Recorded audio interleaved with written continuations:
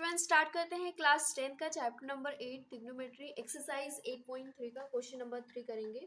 Question number 3 में क्या given है? If tan 2a is equal to cot a minus 18 degree where 2a is an acute angle, find the value of tan a। तो हमने complementary angles previous videos में पढ़ा हुआ था, तो उसी का यूज करके यहाँ पे हमें a की वैल्यू निकालनी है। और यहाँ पे बताया जा रहा है कि जो 2a है वो क्या है? एक्यूट एंगल है, मतलब कि जो एंगल आएगा वो 0 और 90 डिग्री के बीच में आएगा। तो यहाँ पे ये इसको हम नहीं चेंज करते हैं, इसको चेंज करते हैं। तो हमने पढ़ा था कॉम्प्लीमेंट्री जो होता है वो tan का क्या होता है?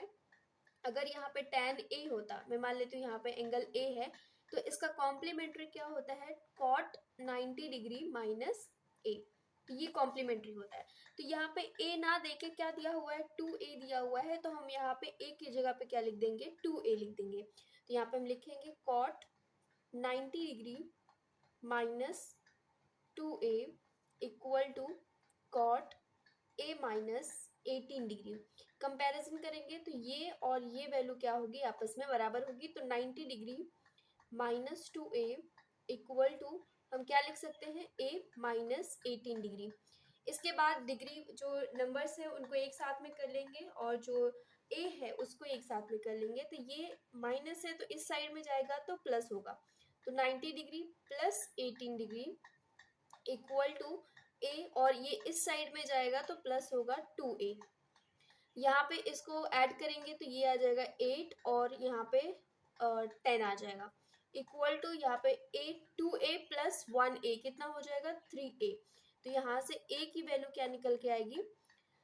3a is equal to 108 degree दिया हुआ है, तो a की वैल्यू आएगी 108 डिग्री डिवाइड बाई 3। तो इसको हम जब डिवाइड करेंगे तो 3 3 ज़ा 9, 1 बचेगा, 3 6 ज़ा 18। तो a की वैल्यू आ गई 36 डिग्री। जब इसको हम 2 से मल्टीप्लाई करेंगे तो कितना होगा? 36 2 ज़ा 6 2 ज़ा 12, 72। तो 72 जो डिग्री है वो 0 और 90 डिग्री के बीच में आती है। इसका मतलब ये क्या है? एक्यूट एंगल है। तो यहाँ से हमने a की वैल्यू फाइंड आउट कर ली। क्वेश्चन नंबर 4 करेंगे। क्वेश्चन नंबर 4 में क्या गिवन है? If tan a is equal to cot b prove that a plus b is equal to 90 degree. तो हमें क्या करना है? इनमें से किसी को भी, या तो आप tan को चेंज करो या तो cot को चेंज करो, मतलब उसका कॉम्प्लीमेंट्री एंगल लिखो।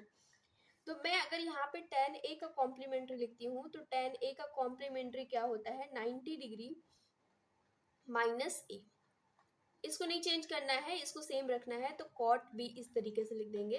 तो यहाँ पे अब ये जो वैल्यू है इनकी कंपैरिजन करेंगे तो 90 degree minus a equal to क्या हो जाएगा? b हो जाएगा। अब ये जो माइनस a है इस साइड में जाएगा तो प्लस जाएगा, तो इधर सिर्फ क्या बचेगा? 90 डिग्री, और यहाँ पे हो जाएगा a प्लस b।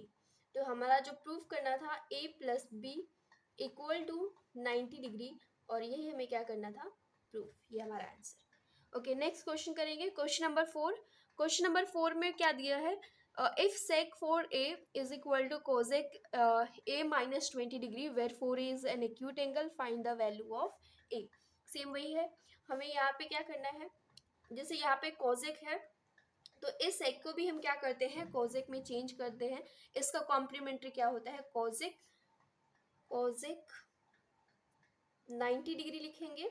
अब यहाँ पे जो एंगल दिया हुआ वो लिखेंगे 4a इक्वल टू, यहाँ पे जैसा सेम था वैसे लिखेंगे। किसी एक को सेम करना होता है, किसी को भी चेंज करो, बस सेम करना होता है। आप इसको भी चेंज कर सकते हो, इसको भी चेंज कर सकते हो। a माइनस 20 डिग्री कंपेरिजन करेंगे 90 degree minus 4a equal to a minus 20 degree. यहाँ पे जो वैल्यू है उसको हम एक साइड में कर लेते हैं। जो नंबर्स है 90 डिग्री ये माइनस है तो इस साइड जाएगा plus 20 degree equal to a, ये माइनस है तो इस साइड में जाएगा तो प्लस हो जाएगा 4a। इसको हम ऐड करेंगे तो ये आएगा 110 degree is equal to 5a। तो यहाँ से हम a की वैल्यू कितना निकाल के आएंगे? 110 डिवाइड बाई 5। क्योंकि ये मल्टीप्लिकेशन में है तो दूसरी साइड में जाएगा डिवीजन होगा।